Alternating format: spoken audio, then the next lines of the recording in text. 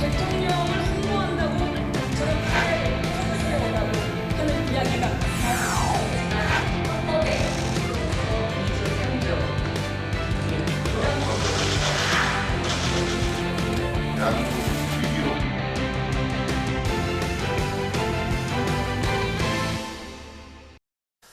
네, 이번 시간은 뉴스앤파워 인터뷰 코너입니다. 오늘부터 나흘간의 대정부 질문을 시작으로 국회가 본격 정기국회 일정에 돌입했습니다.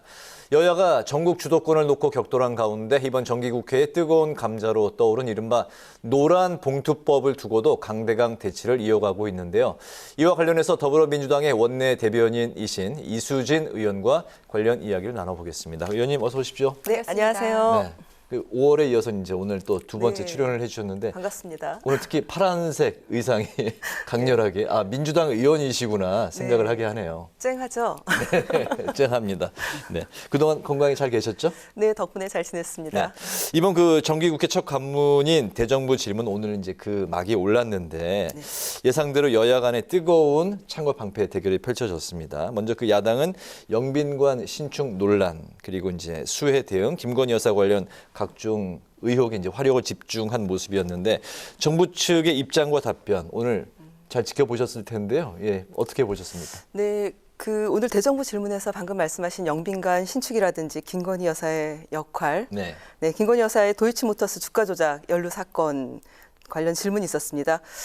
대통령도 김건희 여사를 어쩌지 못한다 이런 세간의 얘기가 있을 정도로 자꾸 이런 문제가 대정문 질문의 주요 요지가 되는 것은 그렇게 바람직하지는 않다라고 생각을 합니다. 네.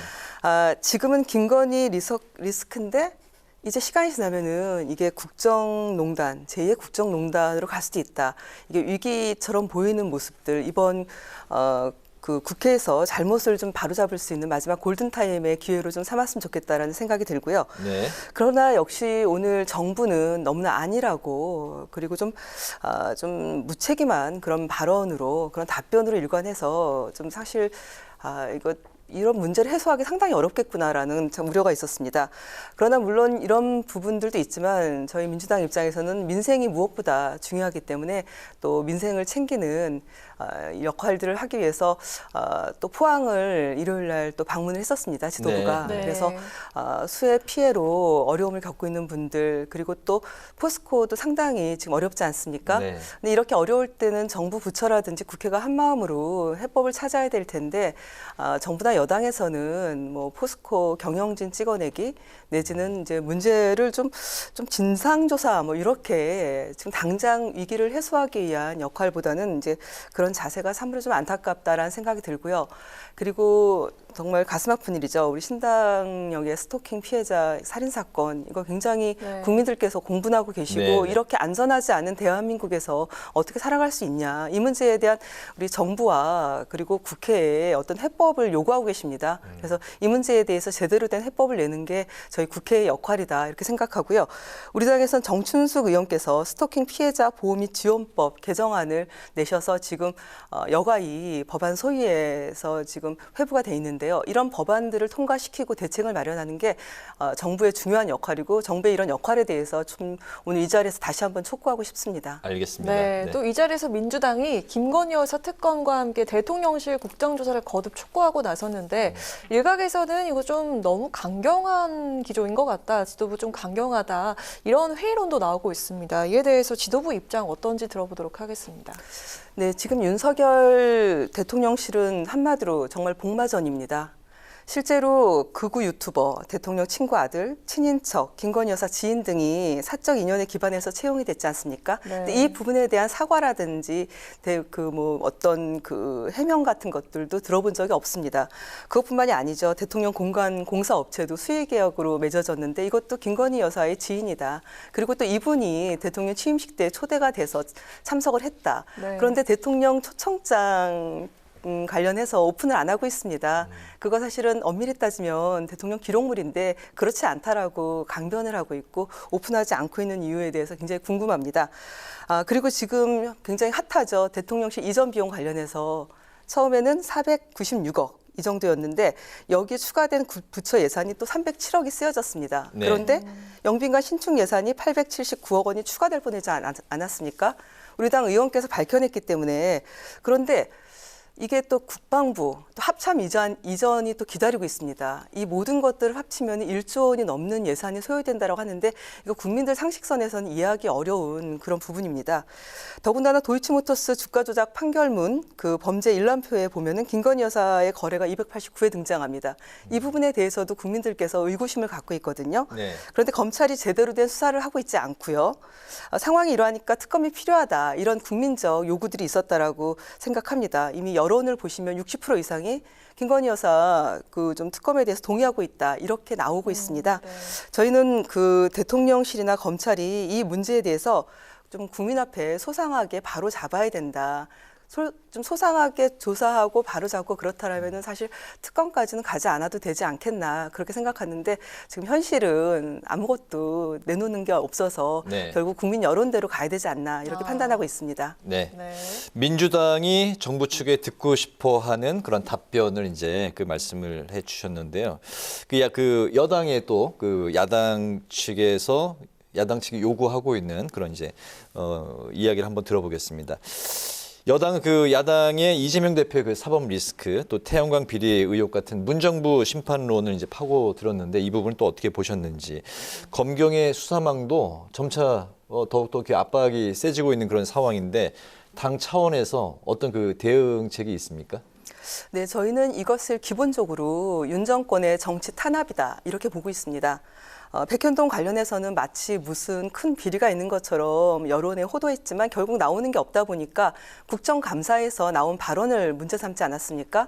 그뿐만이 아니죠. 김문기 전 성남도시개발공사 처장을 2018년 이전에는 잘 몰랐다라는 이 발언을 또 문제 삼습니다.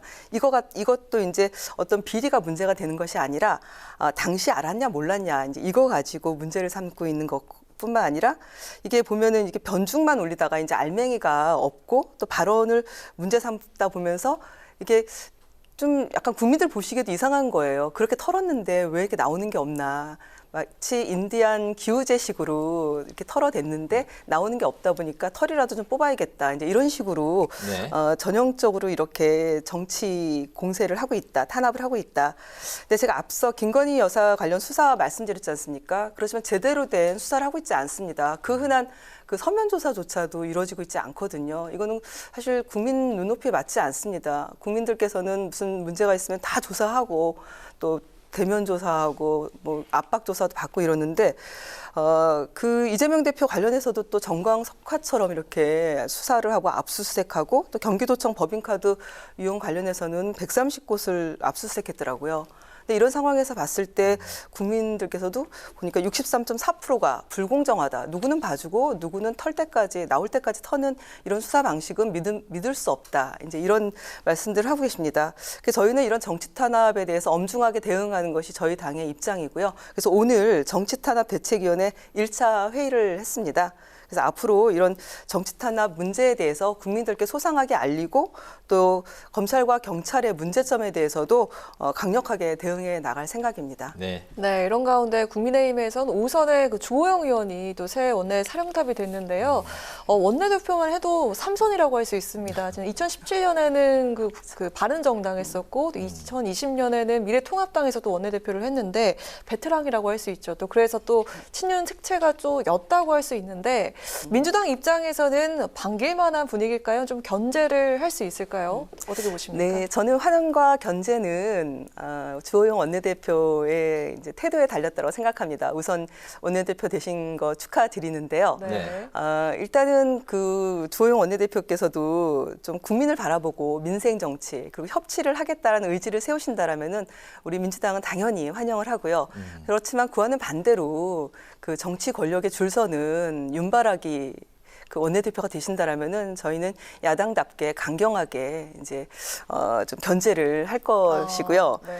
사실 주호영 의원께서는 뭐 친윤색채가 좀 적다라고 하지만 저희는 또 그렇게 보고 있지는 않습니다. 지난 비대위원장을 네. 또 낙점받았다 이렇게 네. 또 보고 있는 시각도 있습니다.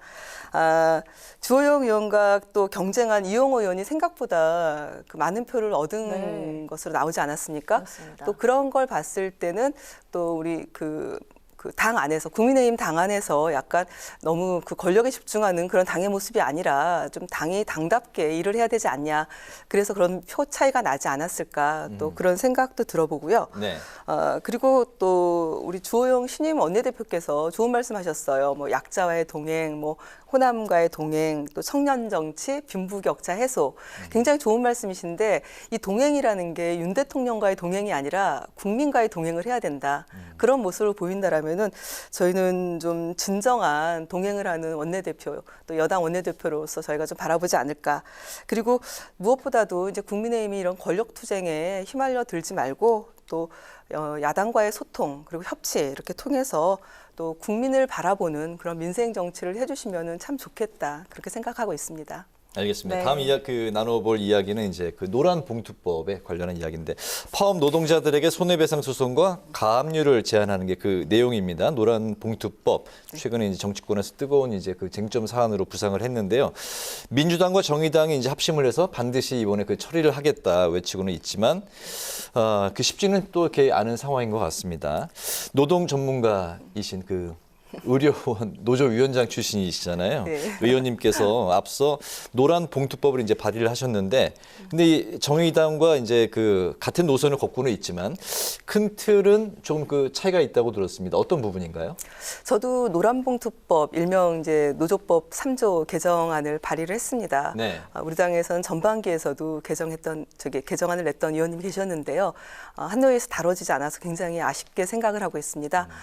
저는 무엇보다도 해외 사례를 좀 보면은 해외 같은 경우에는 특히나 유럽 국가에서는 폭행이나 재물손괴 등의 행위에만 손해배상을 적용하고 쟁의행위, 이제 파업이죠. 그 자체에는 손해배상을 적용하고 있지 않습니다. 또 그나마 이 손해배상을 적용하더라도 영국 같은 경우는 그 소송 가액의 한도를 법으로 정하고 있습니다. 그러니까 과도하게 그 노동자들에게 손해배상을 물어서는 안 된다라는 그런 의미를 갖고 있죠. 네. 제가 발의한 법안은 이제 폭력이나 파괴 행위로 인한 손해 이외의 노동조합의 쟁의 행위로 발생한 손해에 대해서는 손해배상을 청구할 수 없도록 하는 것이 주요 그 내용이고요. 제가 이렇게 손해배상의 적용 예외만을 적용하는 반면 정의당 같은 경우는 이에 더해서 손해배상 적용의 상한을 동시에 규정하는 것을 냈습니다. 그래서 법안 심사 과정에서 아마 이 손해배상 적용 예외, 그다음에 상한을 적용하는 거 이 두 가지를 좀 같이 규정해야 될지 아니면 하나만 규정하게 될지 이거는 법안 이제 논의가 필요할 텐데 이제 우리 국민의힘 이제 우리 간사께서 얼른 법안 소위에 동의를 좀 해주시면 네. 법안 소위를 열어서 우리 국민들 눈높이에 맞는 법안을 만들기 위해서 좀 노력을 해볼 생각이고요. 어쨌든 현실을 좀 감안해서 최종적으로는 또 누구나 다 만족하기는 어렵겠지만 실제 이런 상황들에 의해서 어렵고 힘든 분들을 도와줄 수 있는 그리고 우리 사회가 그런 분들과 함께 갈 수 있는 그런 함께 걸어갈 수 있는 그런 법이라고 생각합니다. 네, 조금 더 짚어보면요. 사실 넘어야 할 산이 좀 많아 보입니다. 재계와 산업계 반발도 있지만 여당 측에서 대통령 거부권 이 카드까지 또 꺼냈는데 여기에 대해서 어떤 입장 갖고 계실까요? 사실 이게 2014년 쌍용차 사태 때 그때 많은 분들이 해고당하고 그리고 30여 분 가까이 돌아가셨어요. 또 그 전으로 올라가면은 뭐 한진중공업이라든지 두산중공업 이때 많은 분들이 유명을 달리하셨던 슬픈 사건들이 있었습니다. 저는 이게 노동자 파업을 좀 헌법이 보장하고 있는데 이것을 너무나 좀 기업들이 천문학적인 그런 손해배상 청구로 파업권을 무력화하고 또 이게 노조를 파괴하는 수단이 되기도 했는데요. 이제 이렇게 사회적 갈등이나 누군가를 파괴하고 없애는 데 사용되어져서는 안 되기 때문에 저는 이렇게 권성동 원내대표가 전에 노란봉투법을 황건적 보호법이라고 이렇게 비아냥거리셨는데 네. 이건 좀 정도가 지나치셨다. 이런 이 법이 어떻게 만들어졌는지에 대해서 자세히 알고 계시더라면은 우리가 이 사회적 갈등을 해소하기 위한 노력들을 국회가 해나가야 되거든요. 그래서 저는 우리가 국회가 입법권 자체를 스스로 포기하고 대통령의 거부권 이런 것들을 얘기하는 것 자체가 국회의원으로서 사실은 좀 자격 미달이라고 생각합니다. 국회에서 충분히 논의해서 어느 정도의 수준을 차분의 합의안을 만들지 고민해야 되는데 그런 절차도 생략하고 거부권 이런 얘기하는 것은 네. 국민들께서도 원치는 않으실 것 같습니다. 네, 또 당이 노란봉투법을 정기국회 핵심 입법과제로 꼽았잖아요. 그래서 더 열심히 또 달리실 것 같은데요. 이제 또 정기국회 꽃 국정감사가 다가오고 있습니다.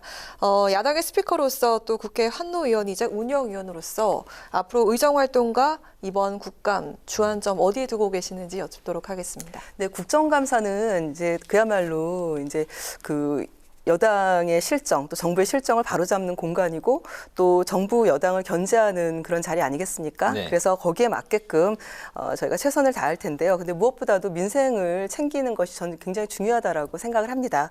그래서 국정감사도 민생을 좀 중요한 포인트로 두고 할 텐데요. 환노위 같은 경우는 앞서 말씀드렸던 노란봉투법 그리고 중대재해처벌법을 축소하려는 이런 좀 건 잘못됐지 않았습니까? 그래서 중대재해처벌법이 잘 정착이 되게끔 하는 것들, 또 산업재해를 줄이기 위한 노력들, 그리고 또 장시간 근로를 좀 획책하려는 여러 가지 시도들이 있어 보이는데 이 부분에 대해서도 분명하게 선을 긋는 환노위에서의 역할들, 그리고 환경 관련해서는 이명박 4대강 관련해서 사실은 녹조 독성이 그냥 창궐하지 않았습니까? 이게 국민 건강에 해를 끼칠 수 있고 이 녹조 독성 마이크로시스틴에 대해서 여러 가지 밝혀진 바가 있기 때문에 이 부분에 대해서 중점적으로 다룰 예정입니다. 그리고 운영위에서는 아무래도 이제 대통령실 국정 운영과 관련해서 난맥의 원인을 좀 해소하기 위해서 어떤 부분들이 있는지 좀 그렇다면은 대통령실 좀 전면 쇄신을 좀 해야 되지 않겠나. 그래서 이 부분에 대해서 얘기를 하면서 좀 매운 야당의 맛을 좀 잘 보여주는 그런 국감을 네, 열심히 준비하고 있습니다. 알겠습니다. 예, 이게 우문일지 모르겠는데 짧게 뭐 답변 좀 듣고 싶은데 정말 궁금해서 이게 정기국회 이제 꽃이 이제 국정감사라고 하는데 국회의원 분들은 이 국정감사 이거를 정말 기다렸던 그런 마음으로 설레는 마음을 기다리시는지 아니면 많은 부담으로 이거 굉장히 큰 숙제인데 이런 그 부담이 더 크신지 좀 궁금하거든요. 참 설레이는 마음을 기다리면 좋을 텐데요. 네. 아무래도 국민을 대신해서 정부와 또 그 여당의 여러 가지 역할들에 대해서 좀 검증하는 자리이기 때문에 저희가 준비를 좀 잘해야 되고 또 팩트에 기반해서 또 국민들 눈높이에 맞는 그런 역할을 해야 되기 때문에 저는 그래서 무엇보다도 현장이 중요한 것 같습니다. 저희 의원들이 현장을 찾아가서 아프고 어려운 말씀들 듣고 그리고 어디가 간지러운지 그리고 어디가 정말 억울하고 분하신지 제대로 얘기 듣고 그것들을 국정감사에서 실현시키고 또 대한민국을 변화시키는데 저희가 역할을 해야 된다라는 그런 생각을 갖고 있어서 사실 굉장히 마음이 무겁습니다. 네, 네. 우문의 현답 현답으로 감사드립니다. 마무리하셨네요. 고맙습니다. 오늘 그 뉴스엔 그 파워 인터뷰에서는 정기국회에 임하는 민주당의 전략 그리고 주요 쟁점 법안으로 떠오른 노란 봉투법을 중심으로 이야기를 나눠봤습니다. 지금까지 더불어민주당의 이수진 원내대변인과 함께했습니다. 오늘 말씀 잘 들었습니다. 네, 잘 감사합니다. 들었습니다. 고맙습니다.